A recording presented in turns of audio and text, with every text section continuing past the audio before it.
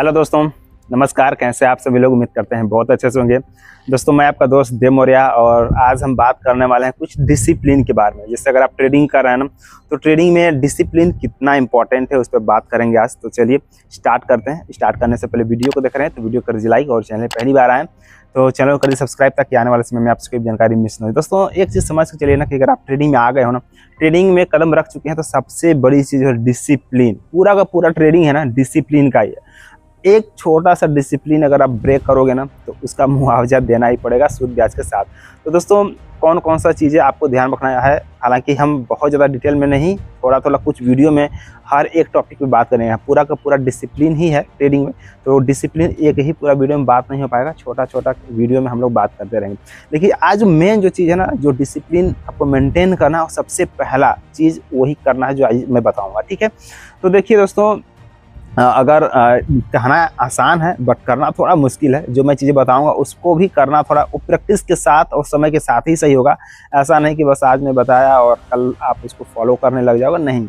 एक दो दिन फॉलो कर लोगे, लेकिन बीच बीच में कभी कभी ऐसा होगा, इमोशन हिट होगा और वो सारे रूल, सारे डिसिप्लिन, सारी चीज़ें ब्रेक करके फिर अपना दिमाग, अपना थॉट प्रोसेस वाला करने लग जाओगे। बट वो धीरे धीरे सही हो जाएगा, कोई दिक्कत वाली बात नहीं। तो सबसे पहली चीज़ ना, अगर आप ट्रेडिंग को छोड़ दीजिए, लाइफ में कुछ भी, चाहे हम स्टूडेंट लाइफ में हो, चाहे जॉब में हो, चाहे कुछ भी कर रहे हैं लाइफ में ना, डिसिप्लिन बहुत ज़रूरी है। लाइफ को चलने के लिए, लाइफ को चलाने के लिए डिसिप्लिन बहुत ज़रूरी है। अगर वो डिसिप्लिन ही ना हो तो फिर हमारी लाइफ चल ही नहीं पाएगी। जैसे सपोज दैट आप डिसिप्लिन से सुबह जगते हो, है ना, अगर आप सुबह में टाइम पे नहीं जग रहे, मतलब आप अनडिसिप्लिन हो, तो हमारी जो लाइफ स्टाइल है ना, वो पूरा डिसिप्लिन से है। किस समय पे जगना है, समय पे सोना है, समय पे खाना है, समय से पढ़ने जाना है, ऑफिस जाना है, फिर जॉब पे जाना है, ड्यूटी जाना है, सब कुछ डिसिप्लिन है।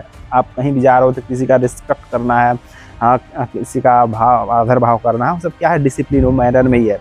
तो ट्रेडिंग में भी आपको ना हद से ज़्यादा डिसिप्लिन चाहिए। हद से ज़्यादा मतलब हद से ज़्यादा डिसिप्लिन।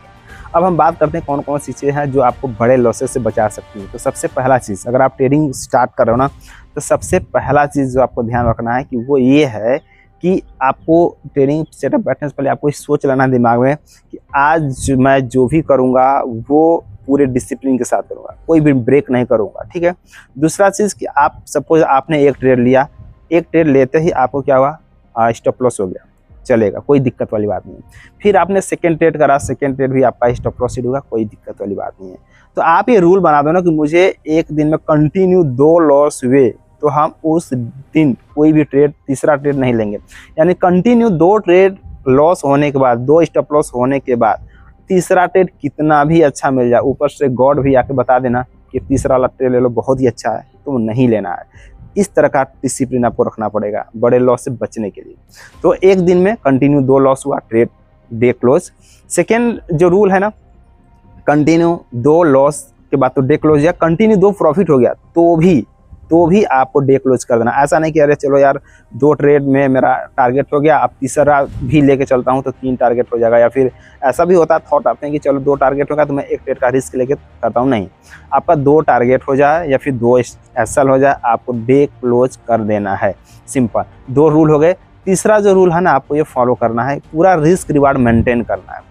मेंटेन करना है मतलब कि अगर आपने कोई ट्रेड रख लिया तो वो 1:1 गया, फिर वो रिटर्न हो रहा है, फिर 2:1 तक गया ना, इस तरह से मार्केट जो ऊपर नीचे जाते रहता है। तो आपको उसमें इमोशन को थोड़ा अपने कंट्रोल में रखना है कि नहीं निकलेंगे तो टारगेट पे या फिर ब्रेक इवन पे, इस तरीके की चीज़ें। ठीक है, बीच में आपको निकलने का कोई भी वो लॉजिक नहीं है, बीच में नहीं निकलना है।